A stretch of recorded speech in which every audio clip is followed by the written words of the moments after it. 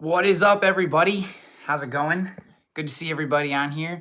Um, we'll start like in a minute or two once people start jumping in.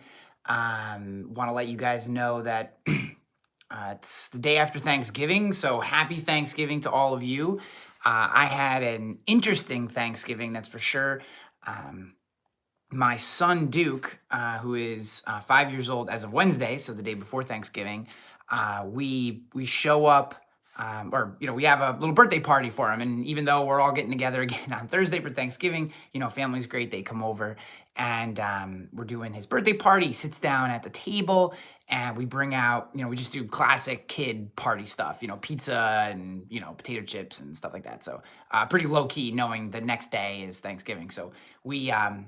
Duke sits down at the table, takes his first bite of pizza, looks around at everyone, starts puking.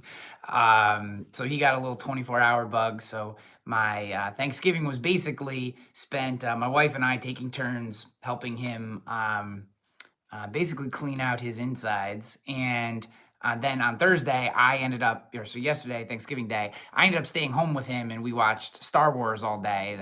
We got through A New Hope and Empire, and then we watched some football. So that was basically our day. And my wife and my younger son, they went to the party itself. So very interesting Thanksgiving. Hope all of you had a great Thanksgiving. Couple news notes here. I am doing this again from my cell phone, mostly because I'm like one step closer to getting the more quality live stream set up. But I think this works for now. Two, any questions you have, any thoughts, anything like that pops up, leave them in the comments next to the video or down below. So there's like a chat feature and comments. Either is fine. I'll be watching both, and we can communicate that way. Anything we talk about, I have a link to Jordan Peterson's book, which I actually lost the dust jacket for while I was reading it on a plane. We're going to be talking about primarily Rule 4 from Jordan Peterson's book, The 12 Rules for Life. The title of that chapter is Compare Yourself to Who You Were Yesterday, Not Who Someone Else Is Today. And there's lots of interesting tidbits in there in how and how it relates to peak performance and how it relates to establishing goals and things like that. That's a lot of the topics we're going to talk about today. But anything else that we talk about, I'll put links to that stuff, whatever it is, in the show notes below. And if you guys have any thoughts, hey Julie, how are you? If you guys have any thoughts, comments, other resources that you think people should look at as well, put those in the comments section below the video, like the classic YouTube comments, so that anyone who watches the video in the future, even if it's something that you've written or something you've created, I'm fine with that too. Put that in the comments section below, and then anyone who watches the video in the future can get those resources. So if you are watching this in the kind of after it's already been recorded live, anything that we talk about, just scroll down, and we'll have as many of the links as we can get up for all that stuff. So with that being said, looks like some people are starting to roll in. I know it's the day after Thanksgiving, and not everyone probably wants to be thinking about work stuff or peak performance stuff. So I don't imagine we'll have a huge audience today, which is perfectly fine. We're still going to have the conversations, and we'll just roll, because that's what it's all about. So this let's kind of get into it here. This book that I'm going to be discussing today, Jordan Peterson's 12 Rules for Life, I've been talking about it a ton. I'm still only about 3/4 of the way through. It is a dense read, and it's also the kind of read that you keep wanting to go back. I keep wanting to go back and reread reread parts that I've already read again. And like as I go through my life and I have interactions, maybe you experience something that you read in the book that Jordan may have given some advice on, and maybe I didn't adhere to that advice the way that I thought I should. I'll go back, reread that section, try to dissect, what did I did wrong? Why did I allow myself to react this way or that way? Why did my brain, immediately grasp onto this idea instead of one that maybe was more productive? So this has become almost like a textbook for me in a way. And I'm sure that there will be college courses that use this book as a textbook. It is absolutely phenomenal. And the reason that I chose Rule 4 of Jordan's book was because the deeper I get into the idea of peak performance and what it means to us and what it means to our journey. Um, why I latched onto this idea of peak performance is because I think it transcends like business. I think a lot of people want to take peak performance and they think sports or business. Um, Maybe creativity. You could throw artists in there as well.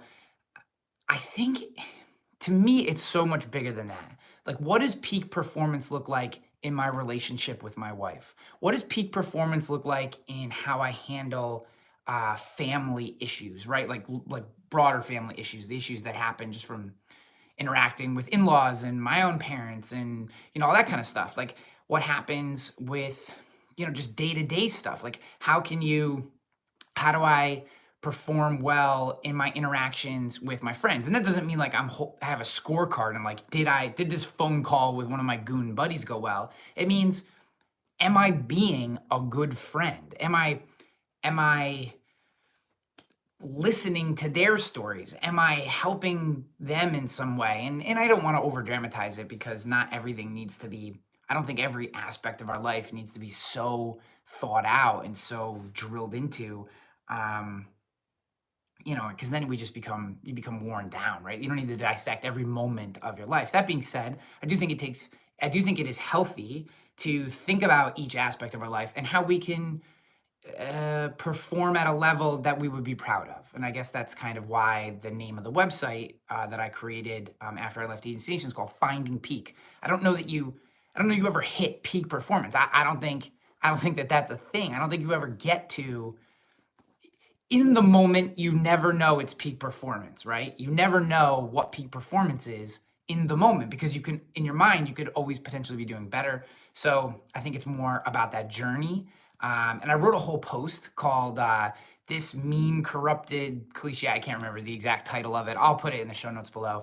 That was all about how I hate the idea of it, or I used to hate the idea of it's the journey, not the destination. It seems so cliche and so worn out. And cliches just, I don't know, they kind of like, they're cliches for a reason, right? They're good advice, but at the same time, like, you hear them so often and so many people play them out. So I always hated that one, right? Because I was like, especially as someone who grew up with not a ton, like I didn't come from a lot of money or whatever. I was never like going hungry, but we certainly didn't have any luxuries in my life. Maybe lower middle class is probably the best way to describe us.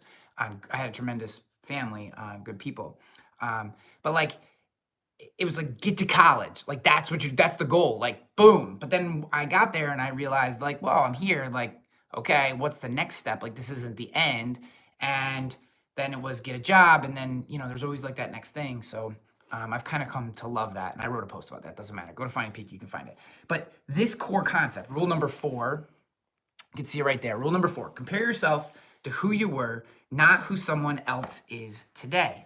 And I picked this rule because this is something that I struggle with personally. I struggle with looking at what other people have, what other people have achieved, and thinking less of myself and my own achievements. I struggle with this all the time. This is something, and it's like, I've gotten much better. I've reread this chapter like 2 or 3 times. I read a ton of other stuff. A book that really helped me with this and kind of started this relaunch of my reading journey, The Subtle Art of Not Giving a Fuck. This is a tremendous book. A lot of people won't read this book, I'm sure, because of the title. And that would be a huge mistake. It's a really fast read. I mean, you could probably get through this in 4 hours. It's a really, really fast read.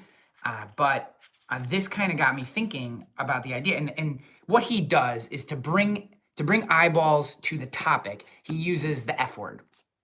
And then he uses the F word as a way to denote caring about something, right? So basically, remove the subtle art of not caring about everything. Could literally be a really boring title for this book. Obviously, with the F word in there, it's a lot more exciting.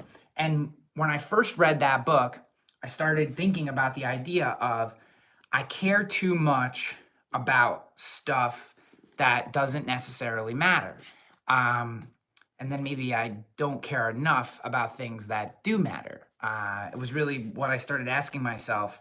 And that was really when it kind of cracked my mind to say, like, too often I'm looking at, you know, someone creates a new company or someone writes a really great article. I don't know that I would have that thought about that, but like I look at people who've put in the work.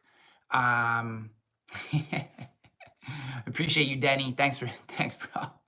That's a big pull. I'm glad I beat out Walmart. So so I look at people who've already put in the work. I'd say the thing, and maybe it's jealousy. Maybe that's probably what Jordan is addressing in this chapter. Is like I look at people who've already put in the work and have gotten and now do the work that they love to do. And I look at my own life and I say, I'm very blessed in an incredible amount of ways. So again, we're talking about first world problems here, but am I?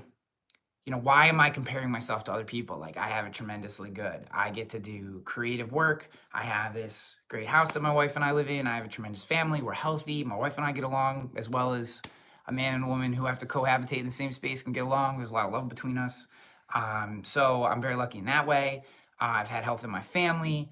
We don't want for food or we make good income. We're able to provide for our family. So that's what really the subtle art of not giving a fuck cracked in my brain was like, dude, take a step back, take a deep breath, and try to wrap your brain around what you really have, and stop looking at what other people have and thinking like they could not have any of that stuff and just are doing something that from the outside looks super interesting, and they could have none of that other stuff that makes you so happy in every other aspect of your life. So that was really what this book kind of made me think in my mind. And I if you haven't read this, I highly recommend it.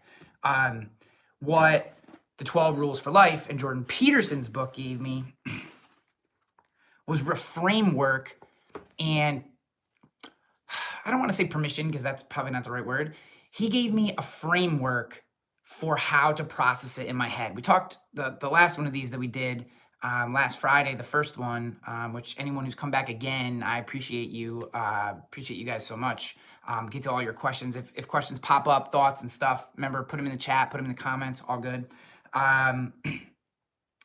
He gave me the framework to deal with it, because in my brain, I have to, in order for something to click over, I realized I really need to understand the why of that thing. Like, I need to understand, why am I having these feelings? Like, why do I look at somebody? I know nothing about their life. I know nothing about, what their world is like, where they live. I know nothing about it. And I look at them and I have this feeling of like, I'd love to be doing that work. And if I don't understand why I'm having that feeling, my brain struggles to create the change necessary to not have that feeling. Does anyone else feel that way? Do you feel that way? Like, I'd love to know how you guys deal with this stuff, because I think a lot of this peak performance journey that we're all on needs to be a discussion. And if you're listening to this and you're not part of the Facebook group, like, Finding Peak has its own Facebook group, and tons of awesome people are in there. Like we have like almost 300 people, and we talk about cool stuff. So make sure you jump in there. It's completely free. I just have it where you have to ask, just so we don't get spammers and stuff. But I just let anyone in who wants to come in that seems like a real person. So, all right. So getting to Jordan Peterson's chapter. Rule 12, need to understand. Mark Manson's book kind of woke me up to the idea that this was unhealthy, and that there was another way that you could move past the idea of looking at other people and not feeling that, we'll use the word jealousy, I guess. And then I read Jordan Peterson's book, 12 Rules, which gave me the framework to understand why I was having these feelings and to move forward. And I'll tell you, today, sitting here, I'd say, and it's only been a few months, of kind of working through this, but even just a few months of being thoughtful and intentional, I don't feel that way anymore. I don't feel that burden inside me where I'm like, I don't want to look at, I don't want to look at, this guy's work, or I don't want to look at her work because I know they're doing awesome work and I'm going to have a weird feeling. Like, I would have that happen sometimes. And I don't want to feel that way, because it doesn't really matter. What they're doing doesn't change what I'm doing. I'm going to do, whatever. Jordan Peterson gave me the framework. Let's move on. Sorry, I'm rambling, but this is, maybe I'm going a little deeper than I necessarily thought I would. Jared says, Peterson helped me with the realization that the tragic irrationalities of life must be counterbalanced by an equally irrational commitment to the essential goodness. Jared, very, very well said, bro. Like, that type of, here's one of the things, this is going to be cheesy, but also important. So if you've ever watched the movie National Treasure, it's a Nick Cage movie. It's like one of those ones that you watch just because, like you watch it because it's on TV, not because you actually want to watch it. Like it's entertaining enough to capture you, but at the same time, like I don't know, whatever. So in that movie, the blonde-haired woman who I just have no idea what her name is. She says to Nick Cage's character, because he talks like very emotionally and talks very deep about the Constitution and stuff. She says, people don't talk that way anymore. I feel that same way about Peterson, is like the way he writes in this book, he forces you in a conversational way, in a way that you can understand, in a non I'm smarter than you way. So he's not being assumptive. He's also forcing you to think deeper about these topics and the language and the way that he crafts the language. It's really phenomenal. So I just wanted to like maybe pull out a couple quotes and talk through them, because there were a couple pieces in here that I think were incredibly meaningful. So the whole idea, and so this is from the second page of the chapter, page 87 of the book. He says, any idiot can choose a frame of time within which nothing matters. Talking yourself into irrelevance is not a profound critique of being. It's a cheap trick of the rational mind. And the note that I made myself was perspective frames belief. And the whole idea is, and I really think that first sentence is the power sentence. Any idiot can choose a frame of time in which nothing matters. So what he was trying to say, or what I took from this passage, was like when we're having those negative moments, when we're way down the rabbit trail and self-loathing and self-esteem come into, and we're in jealousy and resentment, and we have all these like really terrible feelings inside us, which are not positive, which never allow us to do our best work. Like revenge blogging is not a tactic that I would recommend. We can always create a framework in our mind, a period of time in which the work that we're doing doesn't have meaning. Like we can always do that. And it's self-defeating, it's self-destructive, and it takes us away from being able to do our best work, because our best work never happens in the short period of time, right? It's always this broader period of time. So our propensity is, especially when we're feeling down and we're feeling negative on what we're doing, our propensity is to take this short period of time, come up with an arbitrary short period of time in which something hasn't happened that we think should, and therefore we are a failure and someone else is a success. And that creates a self-destructive kind of cycle that keeps us from plowing forward, right? All of a sudden you become lethargic, you become hesitant, you stop taking chances, you stop doing the work, because you forget that there are people out there that are listening, that do care and are looking to push forward, and they need you to get there because you've taken some arbitrary chunk of time. So I thought that was really profound, is that it's all about perspective. And actually, I'm gonna pull his book out again just because it was so meaningful to me. Someday, hopefully, I'll get to meet this guy, James Clear. But he wrote in Atomic Habits, he writes all about how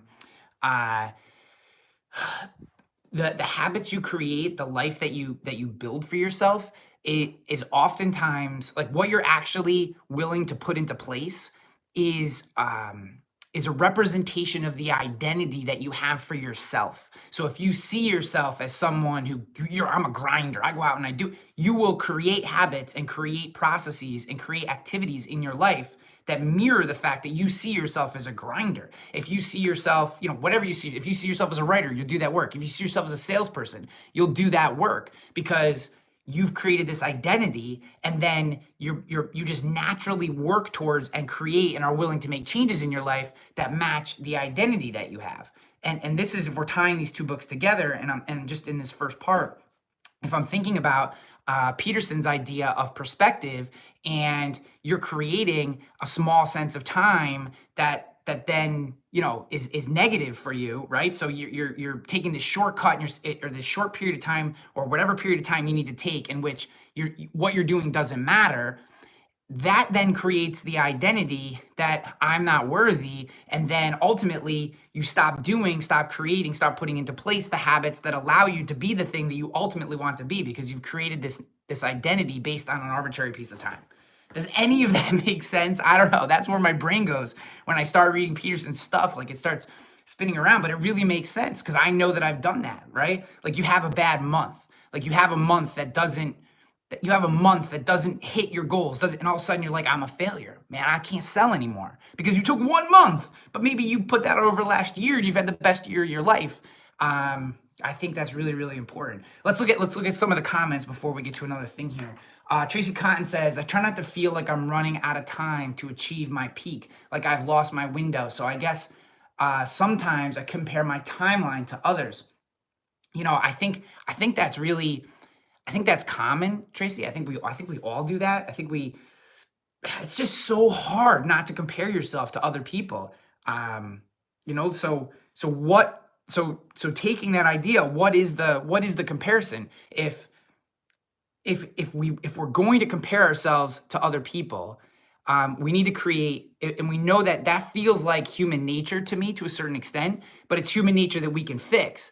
And what Peterson is suggesting, and what we'll get to as we get a little deeper into this chapter, is that we replace comparing ourselves to other people with comparing ourselves to ourselves. And obviously that's borne out in the chapter title. Compare yourself to who you were yesterday, not who someone else is today. As long as, I actually just posted an Instagram post today about this. I'm Ryan_Hanley on Instagram if you guys feel like connecting. About the 1% better. Like if you get 1% better every day, 1% better than you were the day before, 1% better a day, just 1%, you're 37 times better at the end of the year. I mean, I know that's crazy to me. Like I can't get that thought out of my head. 1% better each day seems very achievable. 37 times better seems crazy. So how do we build that in?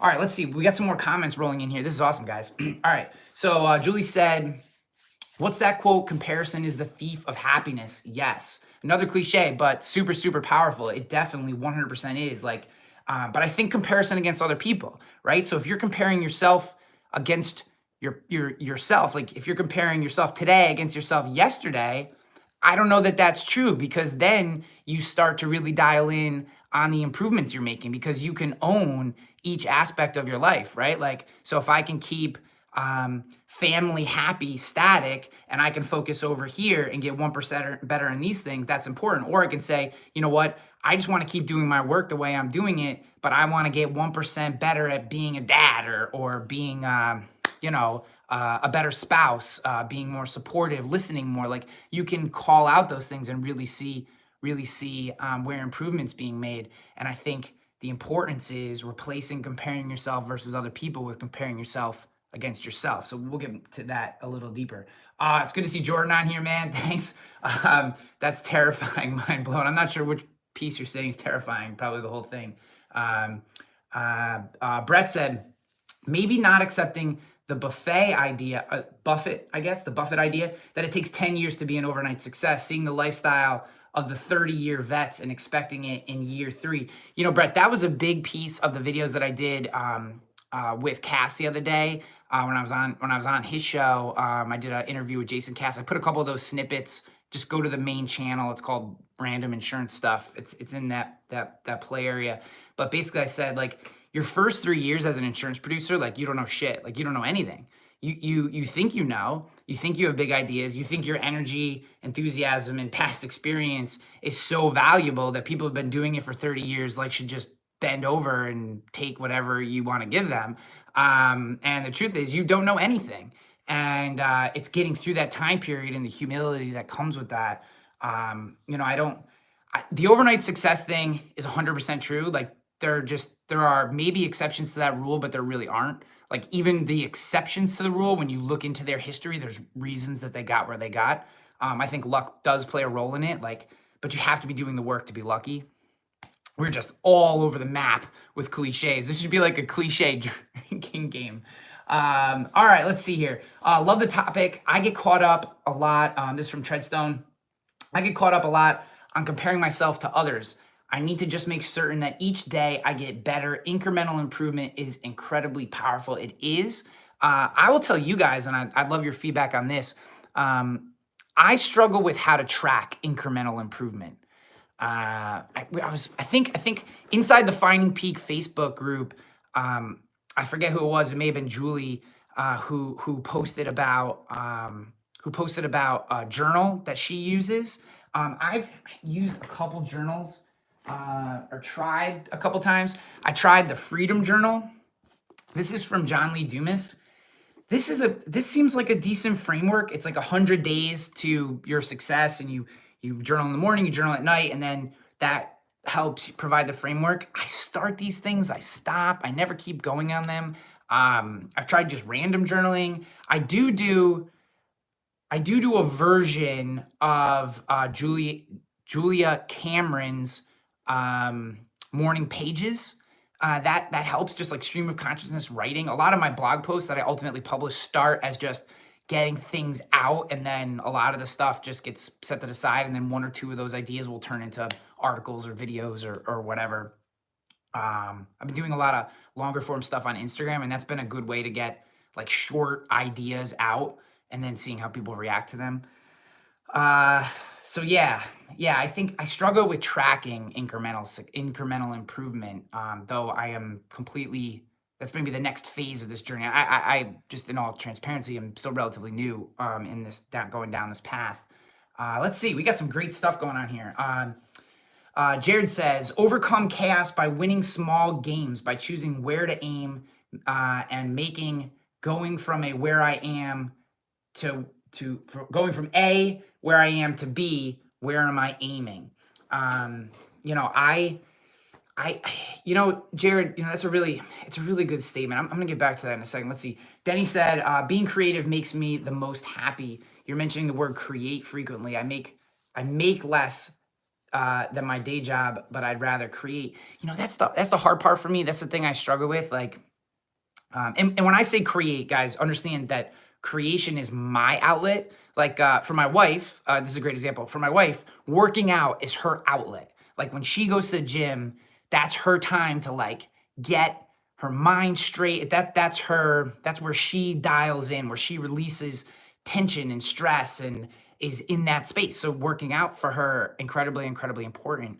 For me, I go work out. I'm like, I'm the same, right? I work out because I like it. I like to feel fit. I like the energy that I get from it. But I have to create. I have to put something into the world, publish, curate, whatever. Like that is how I relieve stress. And I start to get very, very anxious when I don't do that. So that's my outlet. I think we all have to find our own outlet to do that. So when I say create, that's me. So substitute whatever that thing is for you. Let's see, what else we got here? Messing up typing comments with freezing hands while in the garage getting Christmas directions down. Jared, it's too early for Christmas decorations, man. You get till this weekend. You got one more day. You don't have to do it today. Tomorrow starts official Christmas decoration season. So you got a couple hours, man. Go inside. Jordan says, Ryan, how do you think about knowing when you're settling versus, by contrast, being driven by blind ambition? Whew. So that's a really tough question. And again, I don't know that I'm not the expert to give you an answer in this, but I'll tell you where my mind is on this question today. So I don't know. I feel very confident in my own lack of willingness to settle, because it creates so many problems in my life that I'm unwilling to do that. So I never feel an overly large concern that I am settling. That being said, I think the second part of your question around blind ambition is, when are you just pushing for no reason? Like, when are you just pushing, and it's not actually focused on a particular goal or a goal that's important to you, or a goal that's going to have that's going to bring lasting meaning to your life. That is the part of that equation that I struggle with. So I don't settle with the settling part. I definitely struggle with, am I just doing something to do something, and it's not fitting in with what hits my goals. And a lot of this comes back to, and we talked about this last week, I really struggle with setting goals. I don't know what the hell I want my life to be. That's the truth, right? I love what I do today. I love helping the Bold Penguin. I spent 2 hours on the phone this morning with Ilya, the founder of Bold Penguin, talking through some really kick-ass like marketing campaigns that we're gonna put together, like world domination campaigns. Love doing that. I love doing this. I love writing. I love getting my hands down in an agency and doing consulting work, kind of boots on the ground. I love being in front of an audience, lighting people on fire. I just I love it all, and that forces me, or that creates a problem with goals, right? Do any of you guys feel that? Like, I struggle with that. I really struggle with, like, I don't, like, I want to be X. Like, I don't know what that thing is. Like, that's probably a problem for me. So I would say, Jordan, I don't have a good answer for you. I think if you're smart about it, unlike me, you have set goals, and then then if maybe quarterly or monthly, whatever you think is a reasonable amount of time, if you can, it's always just about realigning, right? So you're always gonna kind of skew off from where your goal is. It's always gonna happen. You just readjust course, right? You just make micro adjustments as you go to get back towards where your goal is. The other thing about goals, and Jason Fried, who is the founder of Basecamp, he did an interview with Tim Ferriss the other day, or probably weeks ago now, and he's talking about how he doesn't set goals. He just does quality work, and because goals are always moving. So if he knows he's just doing quality work, which is helping his customers, that wherever he goes, wherever that takes him, doing quality work for the customers he cares about and serves, he'll just keep moving forward. And that if you set a goal, over time, goals change. Over time, customers' needs change. Over time, your own desires and needs change. And that if you continue to point at something arbitrarily, you ultimately get to that goal and you're like, this isn't really what I wanted anyways. So I tend to probably more align with Jason Fried on that topic, because I love serving. I love serving, one, and probably first and foremost, the independent insurance industry.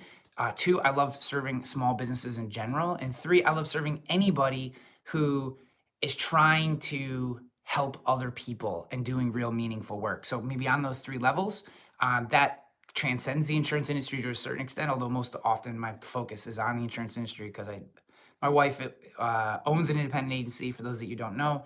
And I obviously was an independent agent, and I've just worked in the industry for 12 years now. And I think they do incredible work. And so I've kind of talked myself out of goals using the Jason Fried methodology of, if I'm always serving first and foremost independent insurance agents and carriers in that ecosystem, if I'm doing the best work I can for that ecosystem, then wherever I end up is probably a good place to be. So, all right, that was a good one. Man, we got a bunch more questions here. This is great. All right, I'm gonna put the questions on pause for a second, because I want we're over 30 minutes already. I want to keep these to about 45 minutes. Plus, my kids are gonna get home at some point, and they're gonna go bananas, and I'm gonna have to wrap this up. So that all being said, a couple more quotes that I wanted to read. Let's see here. So Peterson says, you might be winning, but you're not growing. Growing might be the most important form of winning. And this is where we come kind of all the way back to that idea of it's the journey, not the destination. That's what he's saying, is that growing, is that just looking at who you were yesterday and taking some piece of that person and getting better in some way. Either it's your ability to interact with your spouse, to be with your kids, to teach them, to be a good parent, a good coach, or whatever.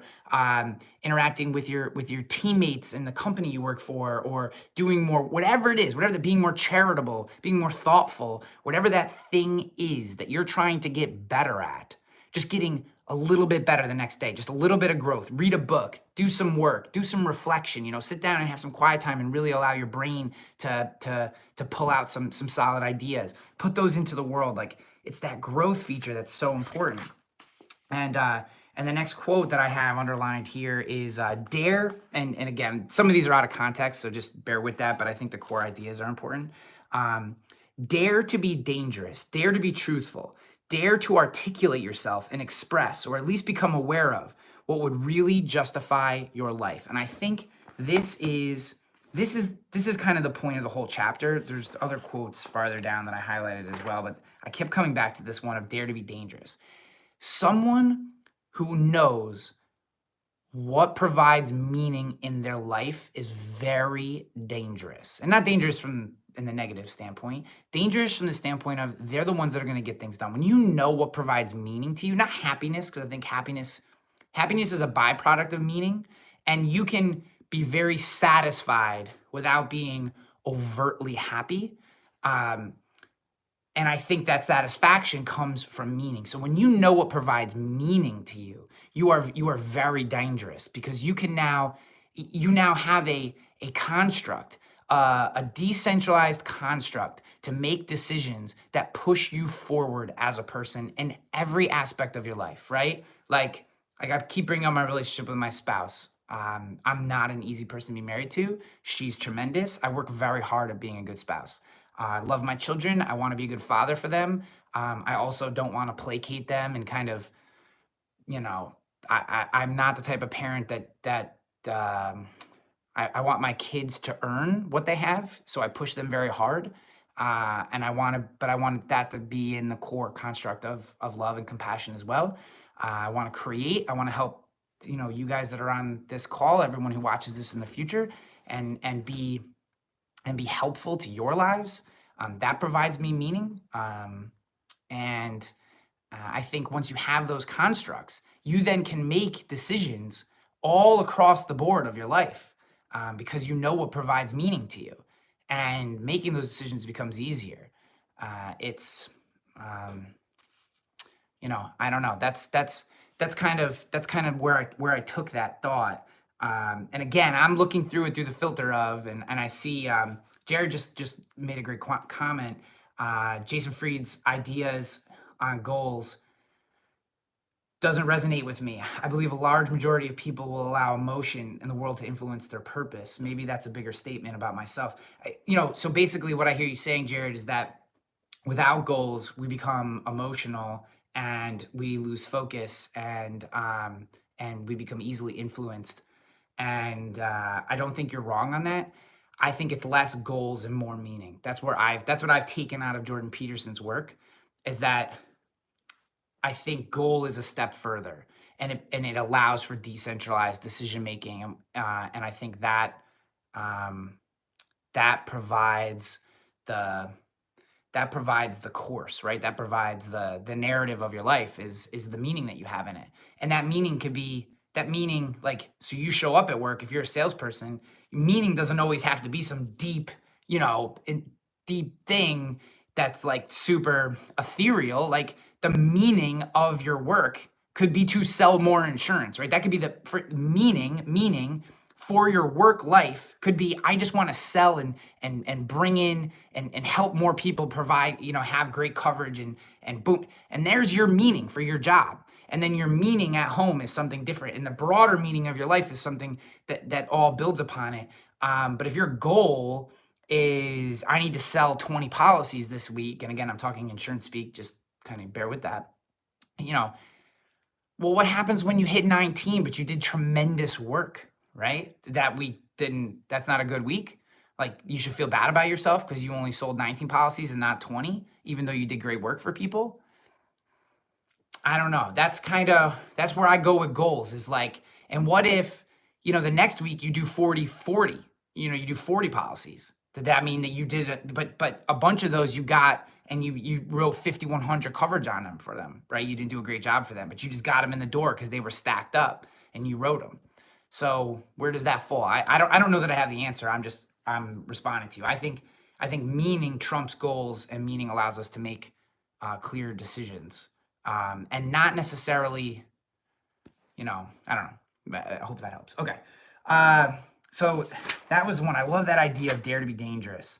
Dare to be dangerous. Dare to have a reason to justify your life, and your life is whatever it is. I'm in service of my family. I'm in service of this group of individuals. I'm in service of this one particular person. I'm in service of this greater ideal.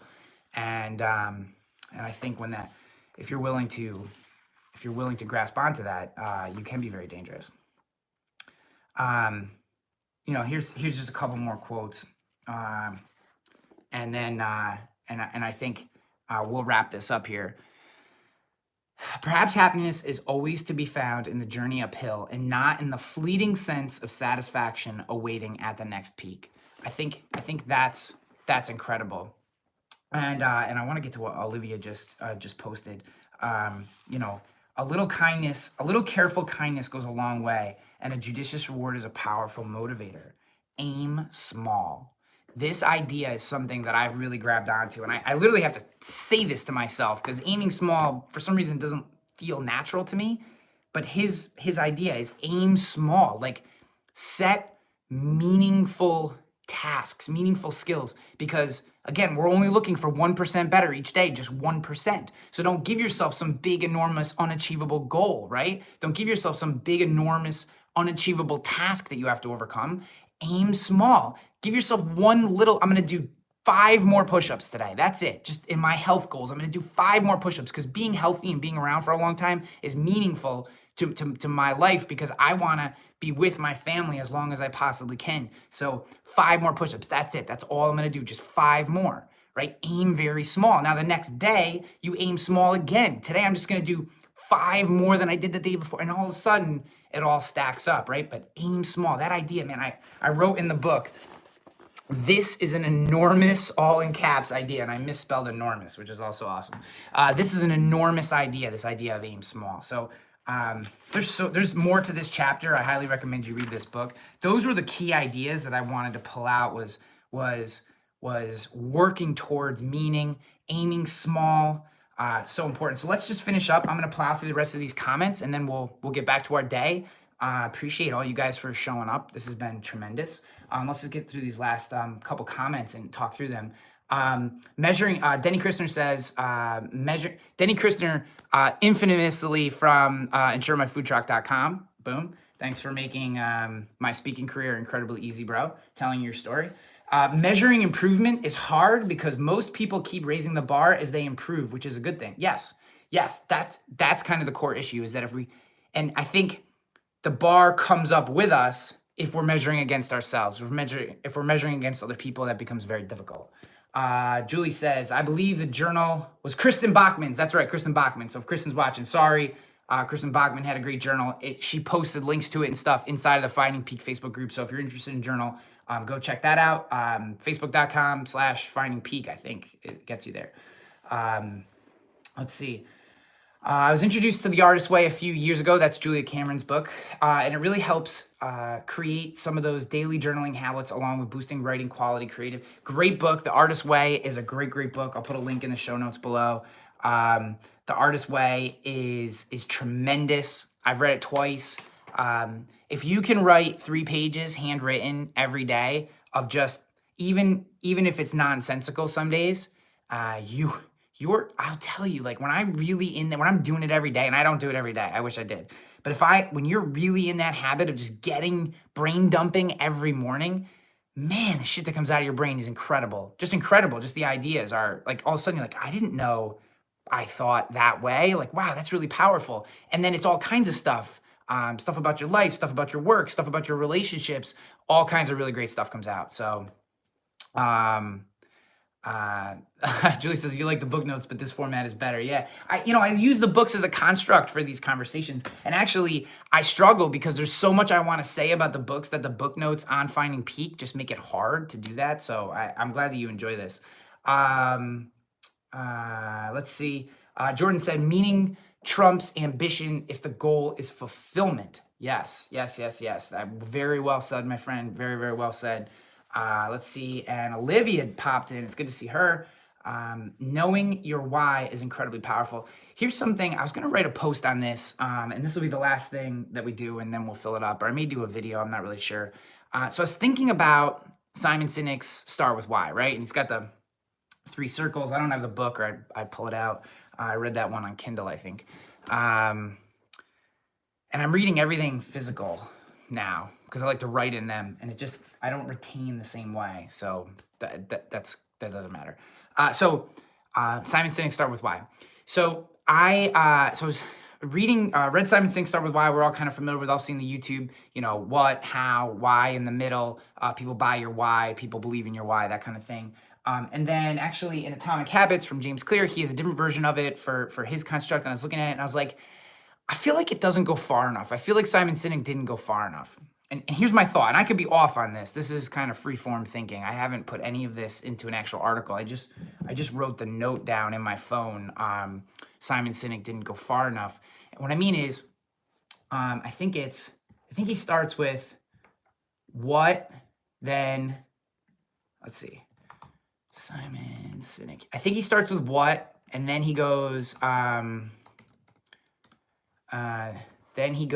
yeah, it's what is the outer circle. So what do you do? How do you do it? Why do you do that thing? And people buy the why, right? Where most people go in and you should go out. You should be why, here's why we do it, how we do it, and what we actually do. And, I started thinking about it and I was like,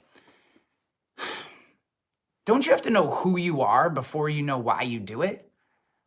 That was where my mind went, right? So like, don't you have to know who you are before they know why you do it?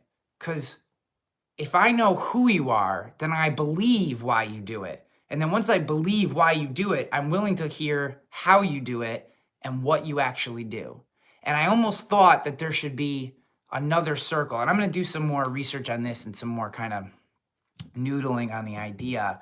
I don't know that I have it fully baked out. I certainly don't. That's probably obvious. But I just thought to myself, like, shouldn't we start with who we are, why we do it, how we do it, what we do? Because until we understand who we are, the why doesn't necessarily make sense.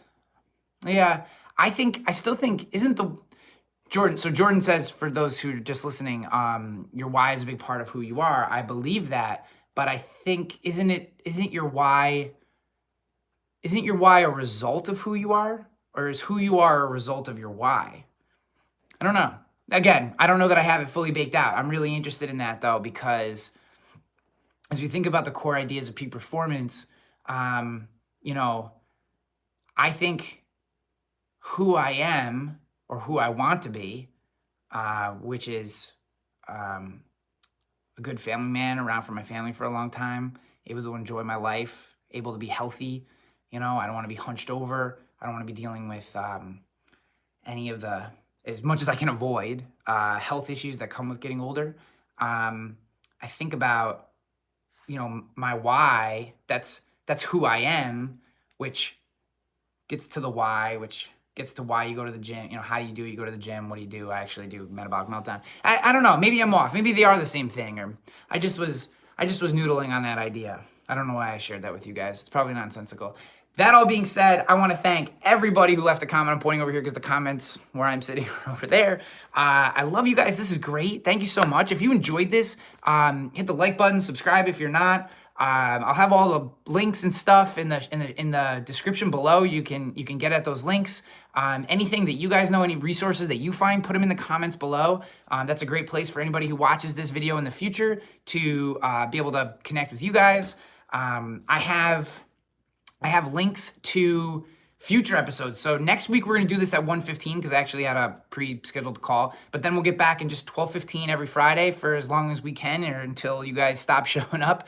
I'm going to keep doing this. But this is a lot of fun. It's very cathartic for me because I feel like I get to talk through things. You guys are tremendous. When I get the live thing fired up, I've thought about maybe like bringing some of you guys in, bringing other thought leaders in, possibly doing live together. That gets a little dicey, but I don't know. We'll kind of see. I don't necessarily have a plan for this. I just enjoy it, and I enjoy speaking with you guys. It's so much fun. So I just want to say thank you.